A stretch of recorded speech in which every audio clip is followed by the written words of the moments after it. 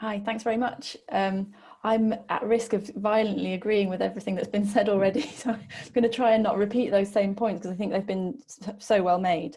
But I think just taking this opportunity to kind of reconsider and reevaluate the value that we place on parks, and also being given license by Nesta to think about innovative futures for parks, not having to deal with the kind of really challenging situation that was being covered so well in the previous session. That in my essay, I have decided that we just need to challenge that narrative of parks being underinvested in, scrabbling around to try and find funding. How do we organise volunteer groups? It's not right. Parks are so valuable to us for so many reasons that have been articulated by the two previous speakers, that I think we have to challenge that narrative as we move forward. So if we could have the next slide, please.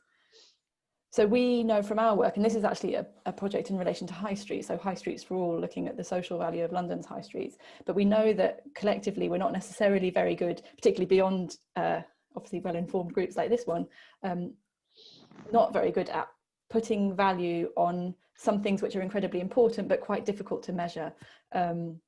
So here we were looking at the social value of high streets, so things like just bumping into people that you know, having a shop owner who knows your name if you're a lonely older person, really, really difficult to kind of capture and state the case for that kind of intangible value. And I think it has been covered, and I'm sure we're all in agreement about the vital importance of parks, particularly in light of the current public health crisis. If I could have the next slide.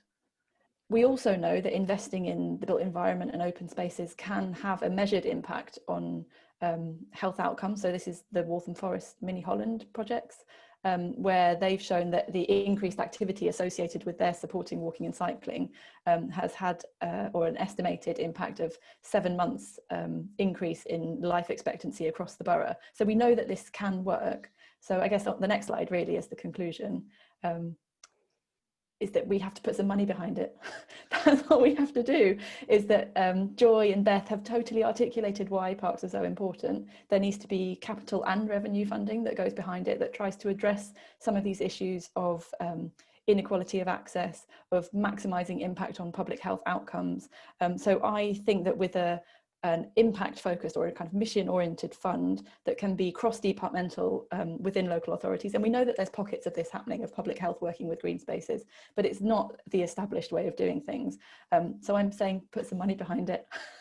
Basically, in short, we all know what the answers are, but we're struggling against this environment and kind of atmosphere of challenged funding, and we can do more. So that's really what I was advocating for in my essay.